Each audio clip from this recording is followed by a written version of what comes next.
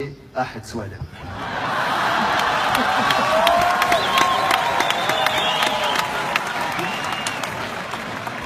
Mais je ne m'étendrai pas pour des raisons. Je suis très heureux d'être de retour au Maroc, chez moi, à la maison. C'est un vrai bonheur d'être ici, mes amis, vraiment. J'étais à la maison aujourd'hui à Marrakech et j'ai entendu un truc que j'avais pas entendu depuis 20 ans. Un mec a sonné, j'ai dit shkoun, il a dit kreb. Pour nos amis qui ne sont pas arabophones, je vais traduire. Il y a une tradition au Maroc, un usage. Quelqu'un sonne à la maison, imagine ça en France. Tu dis c'est qui? Un proche. Comme si un cambrioleur ne pouvait pas le dire. Shkoun, kreb. On est bien ici ce soir, c'est le début des vacances. Ramadan est fini. Le fameux après Ramadan, c'est maintenant. Parce qu'au Maroc, dès qu'il se passe un truc avant Ramadan et pendant Ramadan, on dit attends après Ramadan.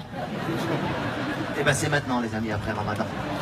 Il n'y a plus d'excuses. Tout ce qui doit être fait, on va le faire ce soir, mesdames, mesdemoiselles, messieurs. Et là c'est très intéressant, c'est vrai. J'ai un copain même, il a demandé sa femme en mariage et il le dit après Ramadan. Quoi? Le mari? Non, la réponse. C'est vraiment incroyable. Ramadan au Maroc, c'est vraiment une période de pureté, de spiritualité, mais aussi une période où naissent, je ne sais pas si vous l'avez remarqué dans les rues, des vocations sportives. Il y a des mecs qui traînaient au Ramadan. Ils ont des entraînements spécifiques. Les mecs qui couraient pas avant ou que tu voyais au bord des plages, où tu les vois entre les voitures. J'étais à Casa, les gars ils sont là, ils dribblent avec les bagnoles. C'est un truc de fou.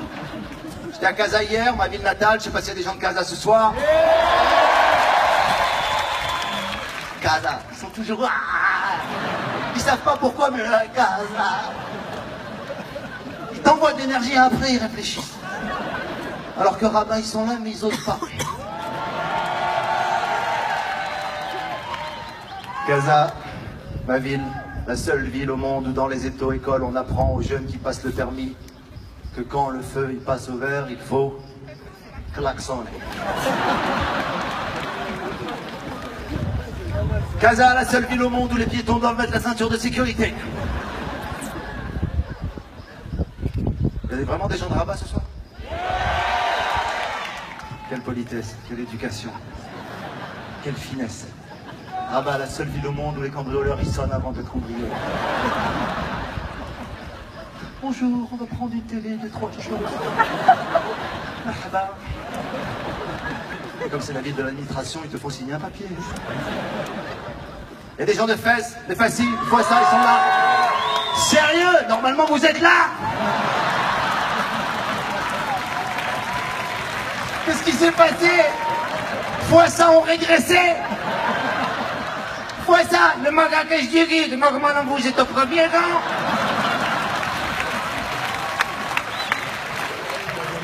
Il y a un monsieur qui m'a dit à l'hôtel, regarde, je n'ai pas encore reçu mon invitation. Je lui ai dit, monsieur, pour recevoir une invitation, il faut être invité. C'est un peu le réflexe des fascines, un petit peu. Il y a des Marrakechis ce soir, des vrais Marrakechis. Des vrais Marrakechis, ouais. Salut Jean-Claude, salut Christophe, salut Bernard. Salut Mathieu, salut Mélanie, les vrais Marrakechis. Ils sont là, de plus en plus de Français qui demandent la nationalité marocaine. Qu'est-ce que j'aimerais être une petite souris pour assister à la préfecture le jour où les Français vont demander leur nationalité ou leur papier. T'imagines?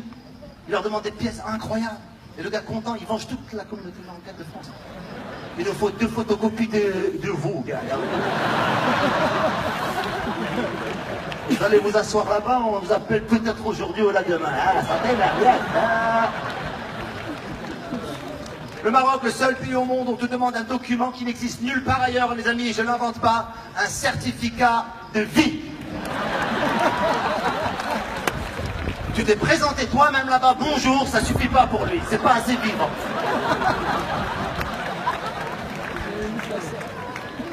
Il nous faut un certificat de vie. Mais enfin, mais déconnez pas, putain, moi je demande un papier, je viens de France, j'ai envie de m'établir au Maroc, je suis bien vivant, mais merde, je suis qui ça.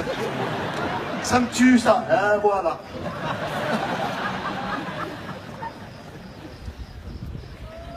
Non, vraiment, chapeau, les Français qui s'installent à Marrakech, ils ont amené beaucoup de choses.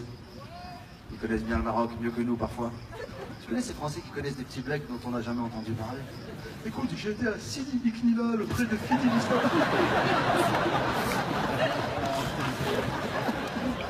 tu manges un petit agis chez Moumen, tu viens de ma part, tu lui dis Jean-Christophe, ah non.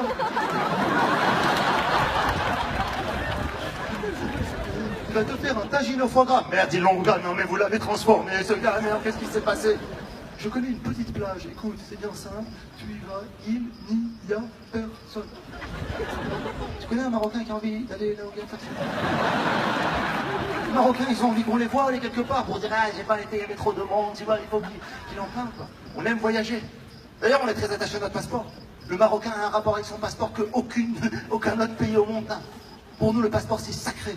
Je prends n'importe qui au hasard. Ce soir, ici, dans la salle à Marrakech, il peut me dire où est son passeport à la maison. Exactement. Sous quelle étagère, sous le dictionnaire, avec la serviette, et sous le truc, il sait exactement. Dans la même au moment où je suis en train de parler, qui disent, je l'ai, il est là. Je sais pas pourquoi.